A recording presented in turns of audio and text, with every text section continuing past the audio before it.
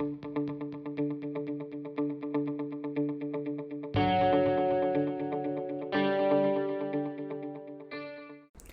everyone, and welcome back to my channel. Today we're going to be talking about intellectuals. Antonio Gramsci believes that all humans are capable of being intellectuals, each in their own way. Organic intellectuals are those who have talents and capabilities beyond what is traditionally seen as smart or elite.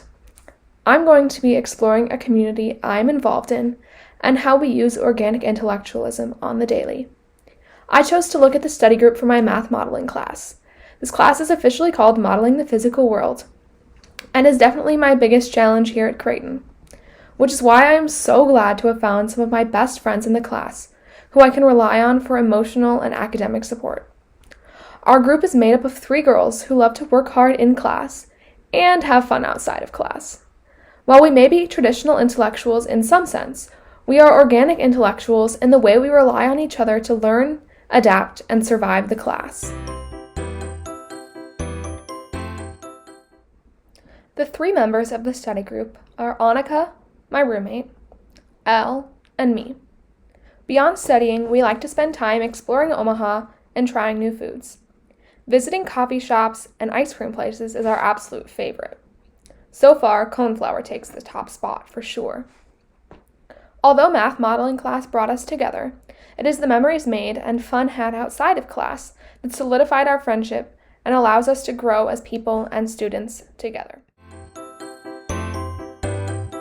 To start, let's dive into where you can find our group on campus. Since class has been in session for several weeks now, our classroom and study spaces have had time to take on additional memories and meaning for the group. This is an example of what Dr. Nidra Reynolds calls metaphorical mapping, where physical locations take on an emotional attachment. First, with a wide look at campus, you can see some of our favorite spots to meet. The tables by the library are where we go when we need peace and quiet to focus. Some of our best work has been done there, so if an important assignment is coming up, that's the place to be. However, if we're feeling overwhelmed and need a more social visit, Starbucks at Scud is our meeting spot of choice. You can often find us there in the morning before class, sipping on a pumpkin cream cold brew, talking about life and math. Lastly, let's take a peek inside our Hickson League classroom. The classroom is a pretty busy place, but there are a few key elements that represent our group's core values. At the front of the room are a set of whiteboards that we use for group work.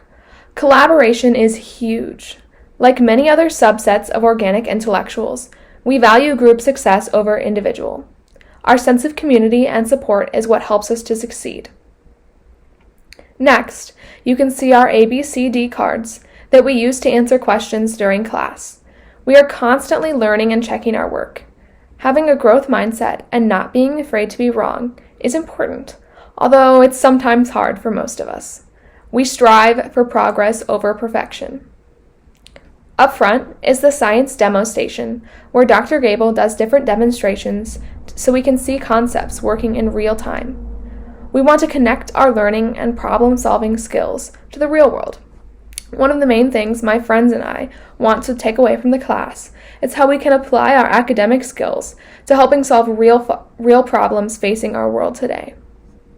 Lastly, you can see the bucket of cleaning wipes. Those are extremely important to the group as we work to make sure we can stay on campus through November. Not only are health and safety important, our group would not thrive as well in an online environment. Let's move on to language. As you would expect, we use a lot of mathematical terms on a daily basis, but I won't bore you with all the details. The important part is what those words mean to us. First up is derivative. If you've taken calc, you know this is a pretty basic skill you learn almost immediately. When we see the word derivative on an assignment, our group collectively feels relieved. This is a real confidence booster for us because we know it is something we can complete. A big part of how we succeed is by celebrating the little wins and always encouraging each other. A second term that has the complete opposite effect is parameter. We've been here for 6 weeks and hear this word probably 3 to 4 times per class, and I still don't know exactly what it means. Want to see a look of pure terror? Ask one of us to reparameterize an equation. I promise I am just as clueless on what that means as you are. When we see the word parameter on a homework assignment, we know it's going to take a lot of time and teamwork to find a solution. Lastly, we've had to learn an entirely new kind of language. LaTeX is a coding language used for scientific and math papers. As a group, we've suffered through several late nights together, spending hours upon hours practicing coding. It can be extremely frustrating at times when error messages seem to never go away and you just can't get it quite right. But it's also extremely exciting and satisfying when you code something correctly. We all cheer for whoever did it right. I'll take you through a few of the assignments and projects we've done on LaTeX so far. Document for our most recent math project. We were tasked with figuring out how to deflect the Apophis asteroid before it collides with the Earth in a theoretical situation. This was a pretty hefty project, so it required a lot of research, time, and teamwork. As you can see, this is our final LaTeX document, which we spent quite a few hours typing up and formatting correctly. All of the code is over on the left-hand side, and then when you input it, this is what the final document format looks like. Just a spoiler, we were not able to stop the Apophis asteroid before it hit the Earth, so it's a good thing this is only a theoretical situation and not a real-life problem. That's just one example of the type of projects and assignments we do in class on the daily. We spend a lot of time working on this stuff, and we take a lot of pride in our work.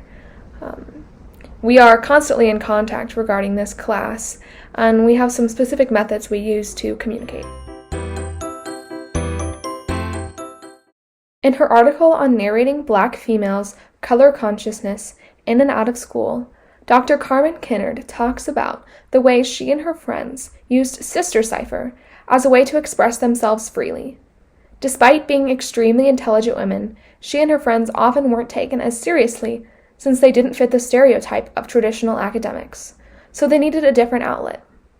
I feel like this is something my friends and I can relate to, although on a much smaller scale. We are probably not what you picture when you think of high-level college math or physics students, yet here we are. We use our own kind of cipher in our daily text messages. Our group chat is an outlet for us to work through difficult problems, both in math and in life, occasionally complain about the class or other classes, and look for support in general. Another form of communication we use frequently is a website called GatherTown. Here you have an avatar that you use to walk around the virtual town and communicate with people near you. We use this platform to collaborate on in-class projects, as well as play Pictionary or other games. Mostly on the weekends, but sometimes when we're not supposed to. It's a fun way to take a break, and while I've been in quarantine, this has been a great way to spend time with the rest of the group. All in all, I truly don't know if I would be surviving college right now without this group. Our daily text messages, homework collaboration, and occasional late-night ice cream runs keep me sane. I am constantly amazed by the amount of intellect, both organic and traditional, my groupmates display on a daily basis, and I learn something new from them every day.